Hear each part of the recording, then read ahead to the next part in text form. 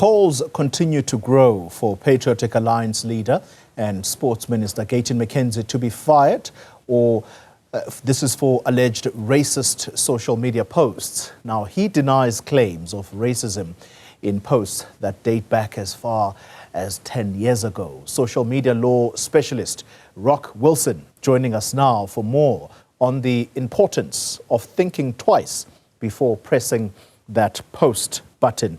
Rock, good evening to you. Thank you for your time. Very quickly, let me start with this question. How much weight should the historic social media activity carry in judging someone's conduct, politician or not? Good evening, Paulie. Thanks so much for having me. I think it must have some weight at the end of the day. As human beings, we're only judged on our actions and what we do. And I don't think it's unnecessary or unreasonable to expect that people will be going through your past behavior on social media. Yeah. From a legal standpoint, are there protections or perhaps even limits to how far back can the media or indeed members of the public can go in scrutinizing that online history?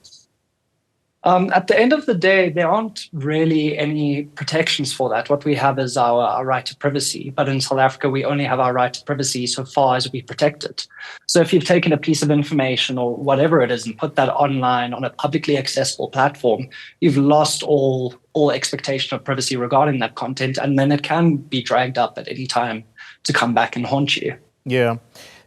Do you think that holding that social media, or should I say that online activity, up to a politician's phase, important as it is the office that they hold, do you think that is likely to encourage better behavior?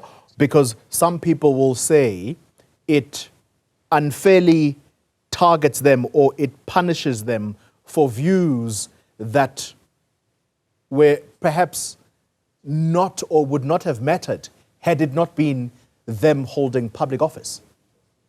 I mean, it really depends. I do think, it does seem a little bit silly that in 2025, a senior politician had not thought to do a thorough cleanse of their social media.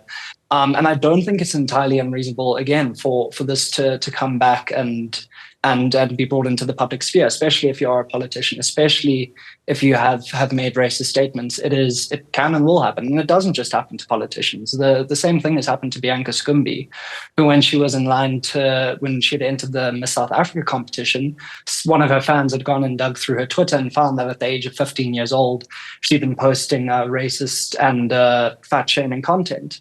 And she was forced to withdraw from Miss South Africa and, so far as I'm aware, had lost a few of her modeling contracts as well as a result of that. So, this is not something that just politicians should be afraid of. It is anyone that has had a digital footprint should be aware of what they have said online and whether or not they'd want that to be made public again.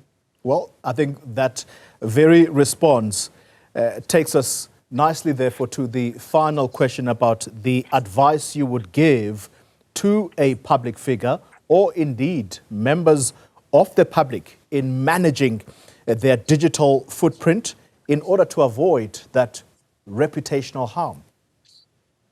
People need to remember that the digital world isn't different to the real world. Even if you have anonymous accounts, even if you have so many layers of protection to hide who you are, inevitably, if you mess up online, it will become a real world use problem. Your employer will be contacted, your social circle will find out, and there will be reputational consequences, if not legal ones. The first thing I would say is just be a good person. It's really not that hard.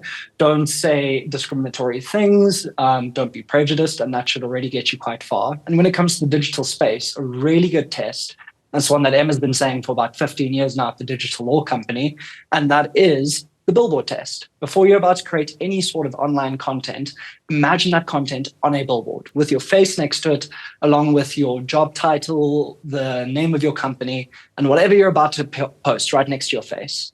If you would not put that on a billboard outside of your house, outside of your place of business, don't put it online. Very good advice. Rock Wilson, thank you very much for your time and insights here. Social media law specialist, talking to us about the hot water that Gayton McKenzie finds himself in.